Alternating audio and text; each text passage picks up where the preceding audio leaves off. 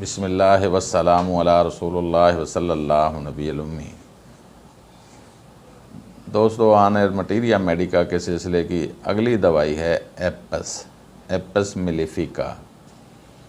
दोस्तों, अगर आपको ये सिलसिला पसंद आ रहा है तो आप हमारे चैनल को सब्सक्राइब करें, शेयर करें, लाइक करें और बेल आइकन को ज़रूर दबाएं ताकि हमारी आने वाली हर वीडियो आपको बर वक्त मिल सके। तो बात कर रहे थे एपस की। एपस जिस तरह के आपको मालूम है कि शहद की मक्खी के डंग से बनने वाली दवाई है, इसलिए डंग लगने जैसे जलनदार दर्दें इसका मेन सिम्टम है। इस्तिस्का, गर्मी, इस्तिस्का, कहीं भी पानी पड़ना, कहीं भी पानी वाली सोजिश होना।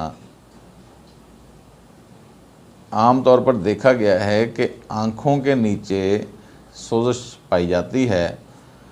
आँखों के नीचे सोजिश को जब हम डीपली पढ़ते हैं तो पता चलता है कि ये गुर्दों की ख़राबी की वजह से सोजिश आती है।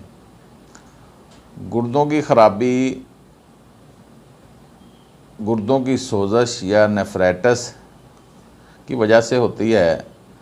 हत्ता कि अल्लाह ना करे रीनल फेलर तक पर यह दवाई अच्छा काम करती है। इसमें पेशाब के इसलिए बड़े अच्छे सिम्टम हैं। पेशाब बिल्कुल थोड़ा थोड़ा आता है, जलनदार आता है, चुभनदार आता है।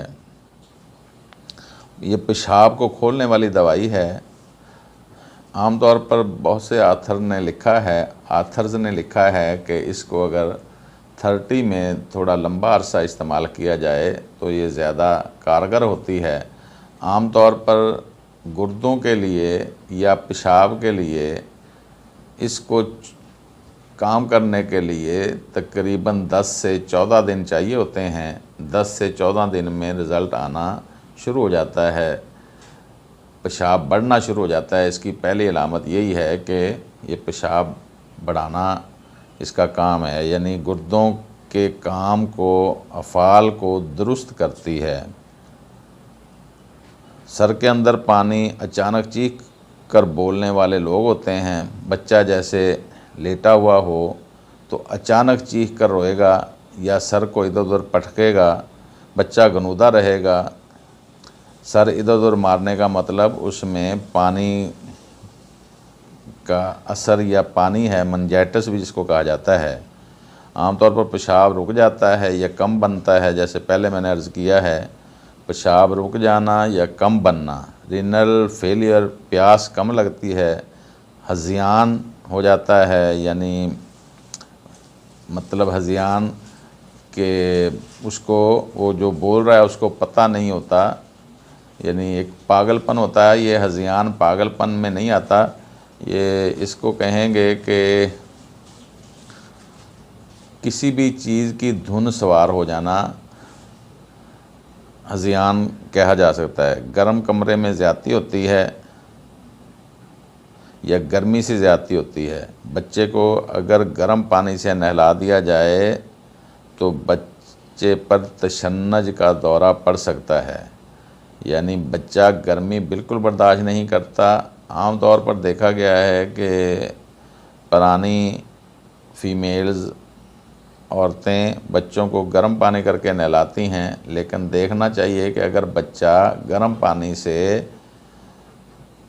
इलनेस महसूस करता है, गर्म पानी से उसको नहाने के बाद कोई भी तकलीफ़ बढ़ती है, तो गर्म पानी से नहीं नहलाना चाहिए, ताज़ा पानी में नहलाना चाहिए। हैज़ की बंदिश की बहुत बड़ी दवाई है। रसौलियाँ, गांठें, ख़ास तौर पर रहम की अमराज में बड़ा ज़बरदस्त काम करती है। जैसे मैंने अर्ज़ किया है कि बंदिश के हवाले से, वो बंदिश पानी वाली थैलियों की वजह से हो या खून वाली थैलियों की वजह से या रसौली की वजह से हो, सोजिश, यूट्रस की सोजिश पे बहुत ज़बरदस्त काम करती है। आग, अंगीठी वगैरह देखने से ही नफ़रत होती है। आग और अंगीठी के पास नहीं बैठना चाहते। हशरात के काटने से सोजिश या किसी किस्म के जहर से हुई सोजिश, आमतौर पर देखा गया है कि ये जो लोग फसलों को स्प्रे वगैरह करते हैं, अगर उनमें इन्फेक्शन की वजह से या उनको दवाई चढ़ी या उन पर दवाई का असर हुआ और आँखों के नीचे सोजिश आ गई या हाथों पे या कहीं भी सोजिश आ गई, तो आप एपस देंगे। एपस में स्किन के हवाले से बहुत ज़बरदस्त सिम्टम हैं, जैसे कि एपस गर्मी से ख़ारिश ज़्यादा होती है। जैसे ही पेशेंट एयर कंडीशन वाले कमरे में जाता है या नहा लेता है तो उसकी ख़ारिश ख़त्म हो जाती है या कम हो जाती है। एक और इसका सिम्टम है कि हाथों से चीज़ें गिर जाती हैं। ये ऐसी औरतों की भी दवाई है जिनके हाथों से कप और गिलास गिरकर टूटते रहते हैं। ये आँखों के लिए बड़ी ज़बरदस्त दवाई है। आँखों में रड़क पड़ना, आँखों में सुर्खी होना, आँखों में ख़ारिश होना। आमतौर पर दूध पीना इनको पसंद होता है, ख़ास तौर पर ठंडा दूध बड़े शौक़ से पीते हैं। ज़्यादती इसमें किसी भी तरह की गर्मी से, छूने से, दबाने से बाद दोपहर बंद कमरे में दाएं जानब तमाम अमराज ज़्यादा होती हैं।